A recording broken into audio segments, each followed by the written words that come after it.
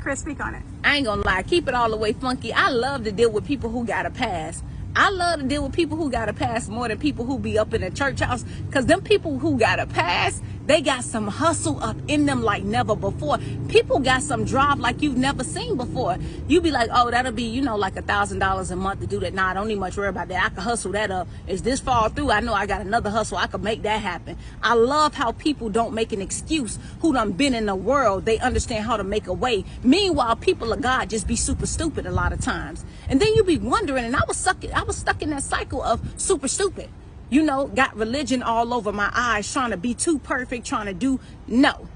These people in the world, they know how to make a way. And the parable in Luke 16 tells you, the Bible says, oh, the sons of this world are more shrewd than the children of light with dealing with their own. What does that mean? These people who wicked, they know how to get what they need.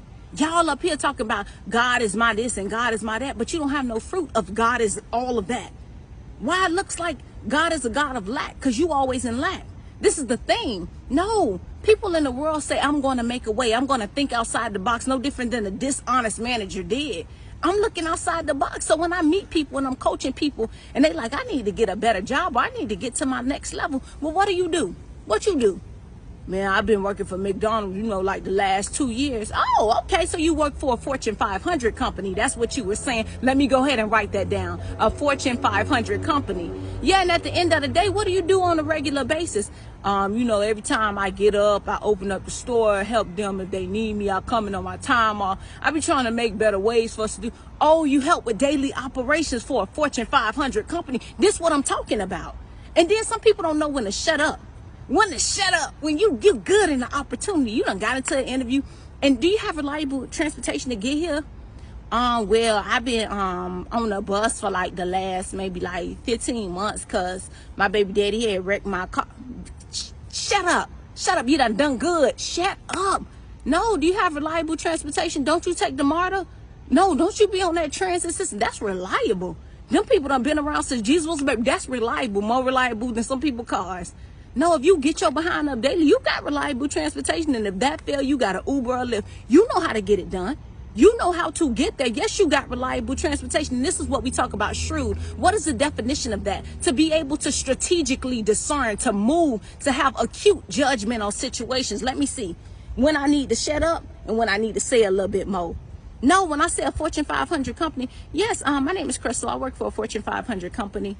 You didn't ask which one, and I ain't telling you it's McDonald's right away. If you ask, I'll tell you. Yeah, they got over 40,000 stores out here. If you ask, I'll tell you, but don't ask. Sometimes you don't need to tell. This is the thing the people of God need to understand. No, and then you be wondering why you don't have, because these people know how to sound good on paper. If you're not doing anything else in your life, you need to understand how to maximize what's in your corridor right here, right now. What do I have? What are my weapons? What can I pull out? Yeah, how can I like start looking at this from a positive? How can I maximize, make it bigger than maybe even what it is? Maybe I'm downplaying situations. That's why I'm being downplayed. Hold on. I ain't finna have that broken energy if I got to wear one suit and change out my tops. That's all right. I'm gonna wash it every week though.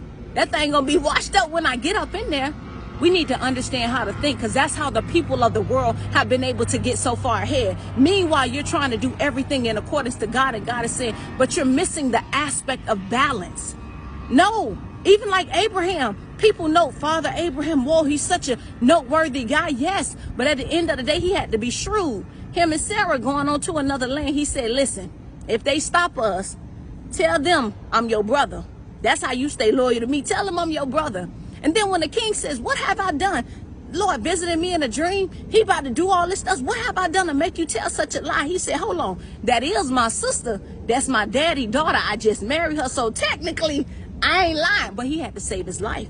Because if they wanted his wife, they was going to kill him off. We got to think outside the box. How do we balance? How do we do better? How do we maximize what we have and not blame God for what we don't have? He's saying, y'all down there being super stupid. And I gave you superpowers. I done gave you the art of being able to have a talk game. If some men would use their talk game to not manipulate women up out of their drawers and actually do something with their life, man, look, you have an empire. It is according to what you choose to use it for. If some women use the power of persuasion instead of manipulating people, men, and situations, and actually put that into a business, my God, you'd really be ruling. Yeah, if some people like Queen Esther could be obedient. No, you got to be obedient. When somebody tell you shut up and don't say nothing, when you go in there, shut up and don't say nothing. When somebody say put the king on alert, somebody want his head. The two people that's in his house, put the king on alert. Be obedient. And at the end of the day, be courageous. Be bold. And if it means death, then it means death. Yeah, but at the end of the day, are we doing what we have to do to maximize what God has gave us? I love dealing with people with a past. I'm telling you, people in the street, they understand how to get it.